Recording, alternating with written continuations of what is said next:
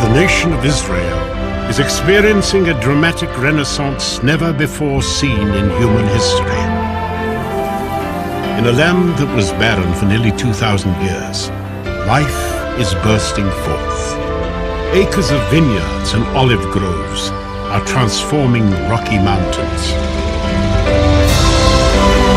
From every nation on earth, Christian tourists are coming here by the millions, fulfilling their dreams of walking in the very places where their Savior walked.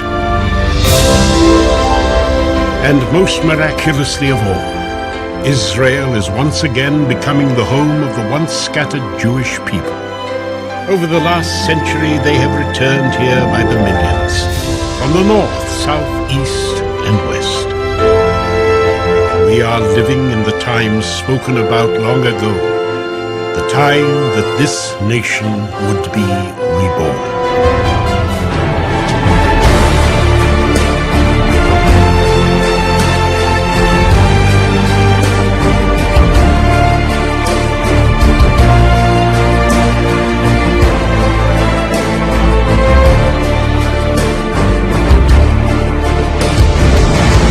Herzl realized that the only solution to anti-Semitism was for the Jews to have their own state.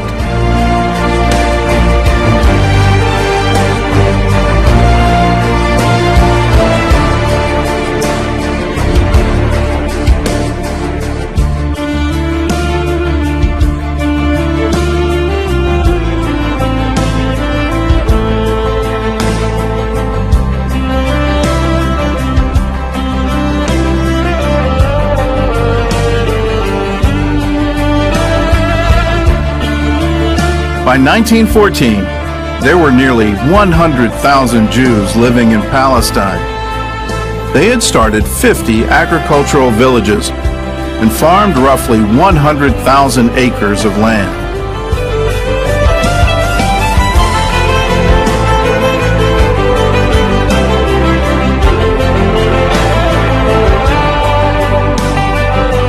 His Majesty's government views with favour the establishment in Palestine of a national home for the Jewish people.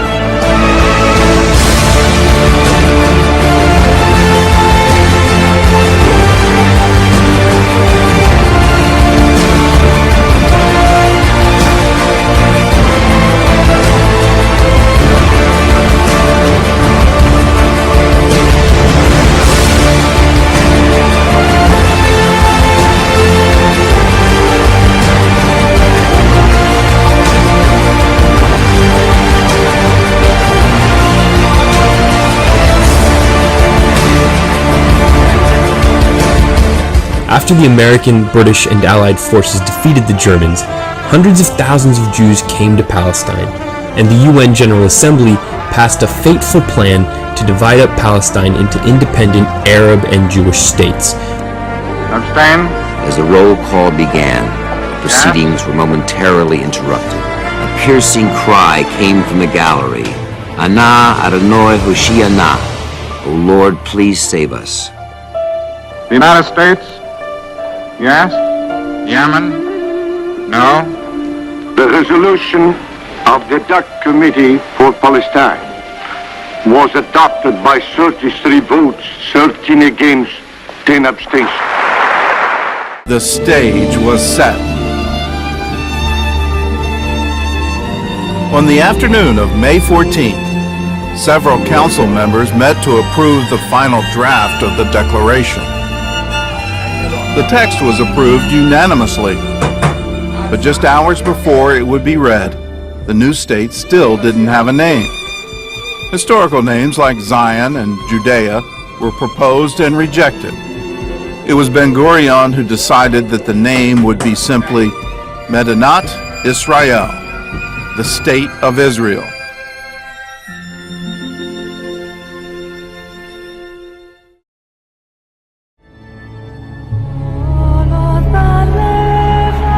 Despite the instructions for secrecy, the news had leaked out, and a large crowd gathered outside the museum. Jewish leaders were now racing the sunset to finish the ceremony before the Sabbath began at 5 o'clock. At 4 p.m., David Ben-Gurion called the meeting to order. The crowd rose and sang Hatikvah.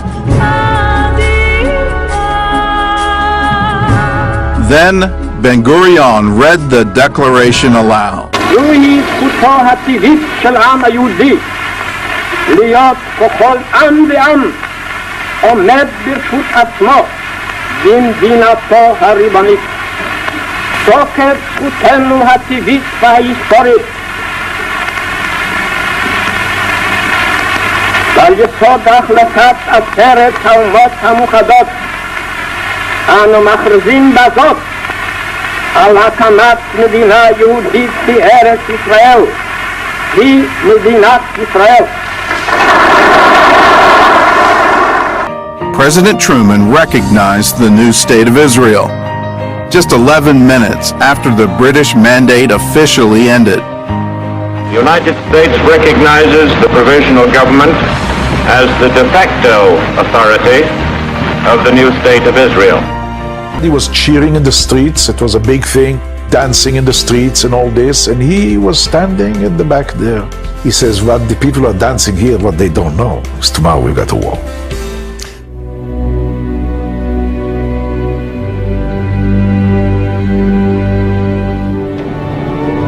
It wasn't long before Ben-Gurion was proven right. In the Declaration of Independence, he had offered the Arabs an equal place in the new state. But that night, his olive branch was answered by the roar of Egyptian warplanes. At 1 minute past midnight, they bombed the city of Tel Aviv. And at dawn, tanks from 5 Arab armies rolled into the new state of Israel. A year later, in 1949, all sides had grown weary of fighting. Egypt, Lebanon, Jordan, and Syria signed armistice agreements with Israel. The Jewish state had survived the first of many challenges to her existence.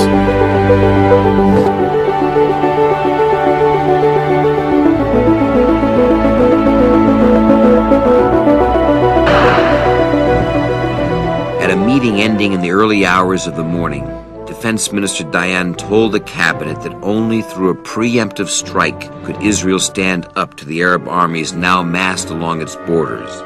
That strike, he added, must take place sooner rather than later. He then laid out the battle plan devised by the country's top military minds.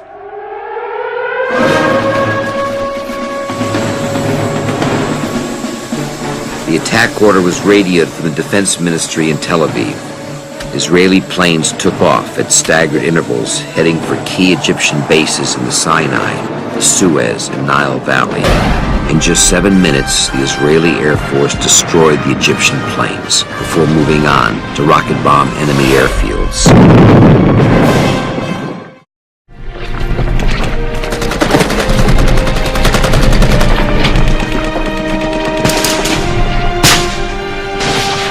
From the Temple Mount, the paratroopers sprinted to the western wall to clear it of snipers. There were serious casualties, but in minutes the battle was over. For the first time in 2,000 years, the old city of Jerusalem was in Jewish hands.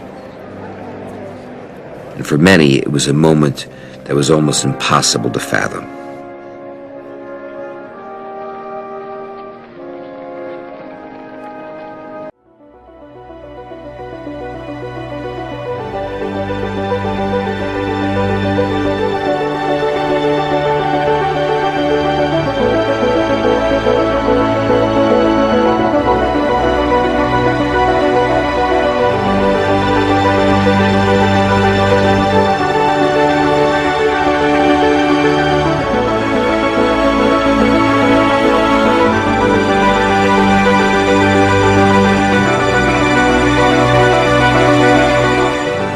Israel becomes increasingly in the world, there will be those who stand up for Israel with the faith and integrity of Abraham, and they will make all the difference.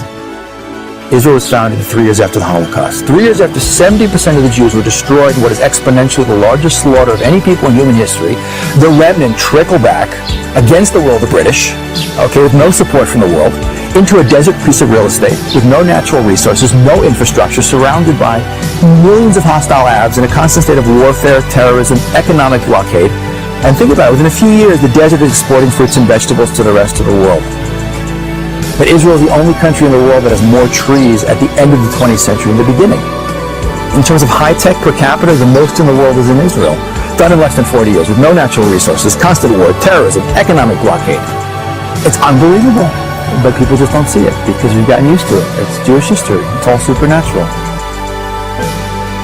I think I'm privileged to have grown up in a land where my grandfather, where his parents, where his forefathers only dreamed of living one day, of seeing built one day. This is home, and home is where you want to be.